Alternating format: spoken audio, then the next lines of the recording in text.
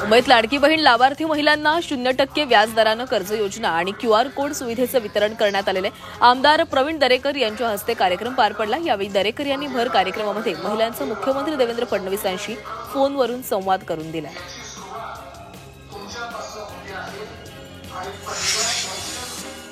वंचित बहुजन आघाडीच्या नेत्या अंजली आंबेडकर यांनी काँग्रेस आणि भाजपवर आरोप केलाय। काँग्रेस आणि भाजप या दोन्ही पक्षांच्या सरकारांनी दलित आणि आदिवासी विकास निधी इतर योजनांकडे वळवलाय असा आरोप अंजली आंबेडकर यांनी केलेला आहे।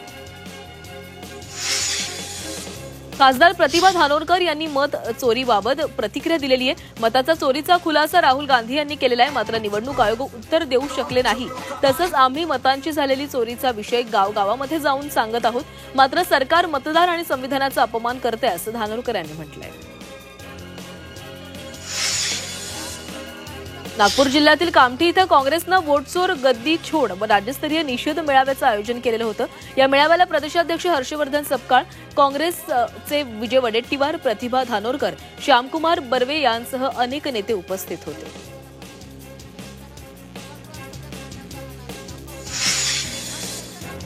मराठा आरक्षणाचा GR संविधान विरोधी असून व्हायरस आहे अशी टीका वकील गुणरत्न सदावर्ते यांनी केलेली आहे। उपमुख्यमंत्री एकनाथ शिंदे हा GR मागे घ्यावा अशी मागणीही त्यांनी केलेली आहे। GR मुळे मराठ्यांना फायदा होणार नाही असंही ते म्हणाले।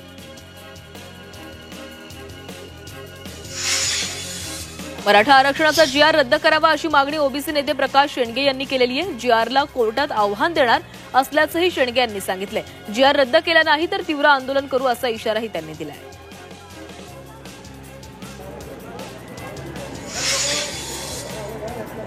मराठा आरक्षण संदर्भात राज्य सरकारनं जारी केलेल्या GR मधील काही शब्द आणि वाक्यांवर अजूनही संभ्रम असल्याची प्रतिक्रिया छगन भुजबळांनी दिलेली आहे। या संदर्भात ओबीसी नेत्यांची चर्चा करून कोर्टात जाण्याची तयारी केली जाणार असल्याचंही भुजबळांनी सांगितलं।